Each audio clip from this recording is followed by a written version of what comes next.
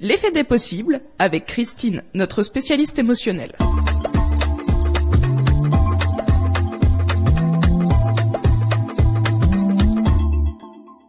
Bonjour Christine. Bonjour Hervé.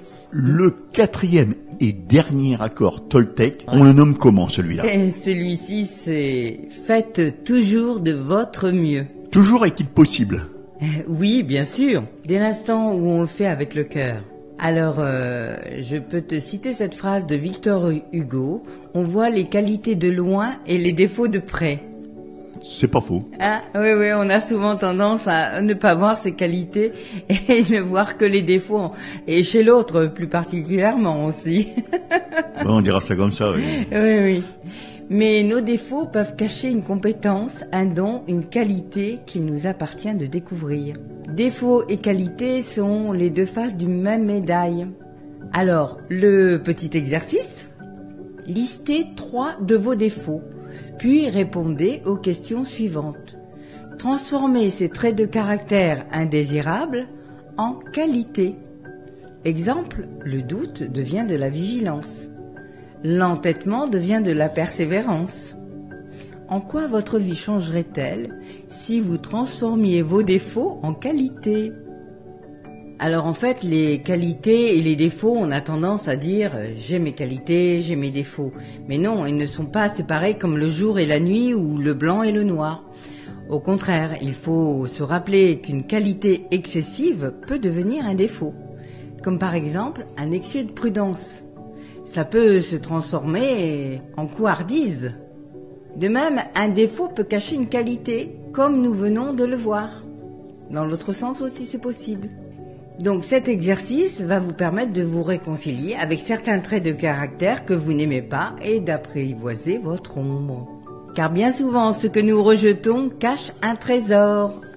Alors Christine, tu nous as tiré quoi comme carte aujourd'hui? Alors la petite carte, c'est « Je peux faire de mon mieux seulement quand j'accepte de m'aimer comme je suis ». Faire de son mieux, c'est vraiment faire de son mieux, c'est-à-dire que ne pas aller chercher des données qui ne sont pas à nous, ou vouloir aller en compétition dans des domaines qu'on n'a pas, qu'on maîtrise pas. Voilà, on peut se donner des défis, bien sûr. L'idéal, c'est de faire toujours de son mieux. Combien d'enfants on amène à vouloir être dans la compétition, à vouloir donner le maximum. C'est bien de donner le maximum, je suis pas contre. Mais il faut aussi quand même amener les choses dans le mieux, dans le mieux-être. Combien on voit de parents qui veulent faire de leur enfant ce que eux, ils n'ont pas été. Aussi, voilà, tu vois, ils n'écoutent pas le besoin. On parlait de besoins, et c'est important de parler de ses propres besoins, mais d'écouter aussi les besoins des autres. Et souvent, on n'entend pas le besoin des enfants. Tout à fait. Et ils n'osent pas en parler. Et c'est vrai que ce travail sur les besoins est important aussi dans la communication. Avoir une base, évidemment, d'éducation, c'est important, d'avoir des bases scolaires, mais après, faire un métier qui plaît. Je crois que c'est là où on va pouvoir avancer parce qu'on va vers quelque chose qui nous anime.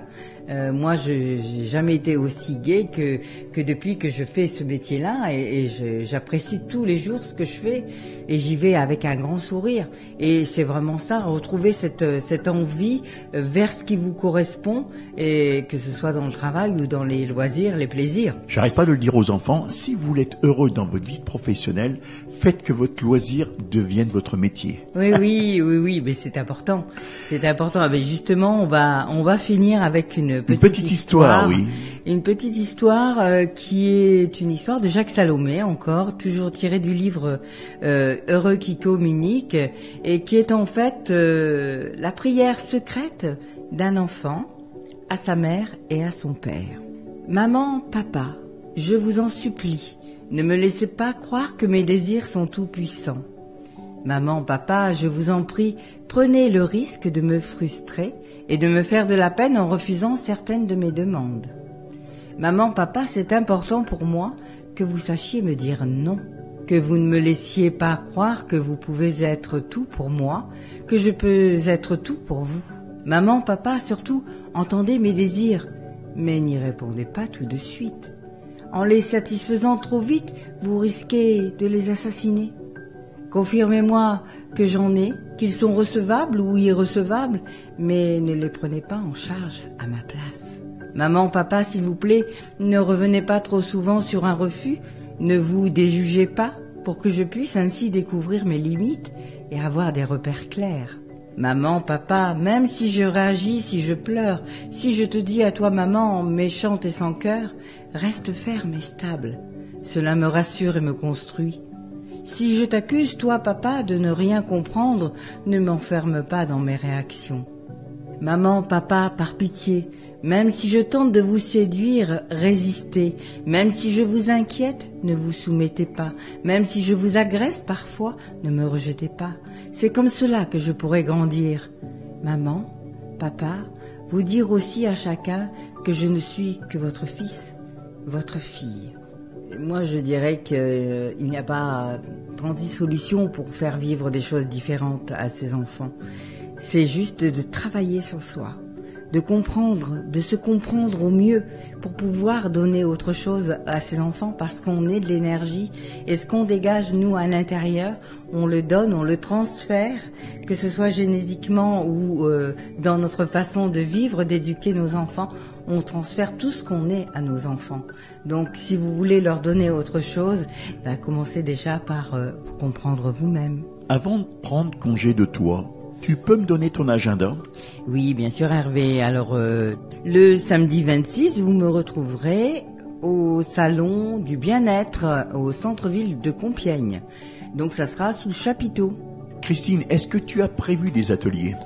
Oui, alors justement, puisqu'on m'a beaucoup demandé des ateliers, d'autres connaissances, je vais démarrer des ateliers en développement personnel à partir du mois d'octobre. Voilà, donc ça sera certainement mi-octobre, mais je vous en reparlerai. Sur ces bonnes paroles, Christine, tu peux me dire où est-ce que l'on peut te voir sur les réseaux sociaux, entre autres sur ta page Facebook? Alors ma page Facebook, donc c'est bien.être-du6 carpe.diem, bien-être carpe diem. Est-ce que tu es sur Instagram? Instagram aussi, oui, vous me retrouverez sous Christine Bonnet. Ensuite, est-ce que tu es aussi sur Twitter? Sur Twitter, cabinet bien-être carpe diem, oui. Et sur YouTube? Oui, bien sûr sur YouTube, donc sous mon nom aussi, Christine Bonnet.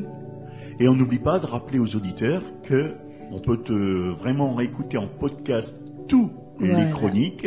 Oui, exactement, c'est une nouveauté, donc vous pourrez... Sur la chaîne de l'émission L'heure du crème. Exactement, donc L'heure du crème sur YouTube, vous retrouverez aussi toutes les chroniques. Tu as un site internet? J'ai un site internet, donc c'est bien-être-carpediem.wixsite.com/mon site. Tu consultes sur Noyon? Oui, bien sûr, au 52 rue de Paris à Noyon.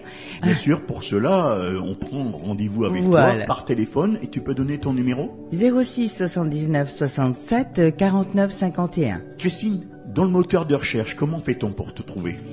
C'est tout simple, vous tapez bien-être carpe diem, Noyon ou tout simplement hypnose Noyon. Et bien sur ces bonnes paroles, Christine, je te souhaite un bon week-end.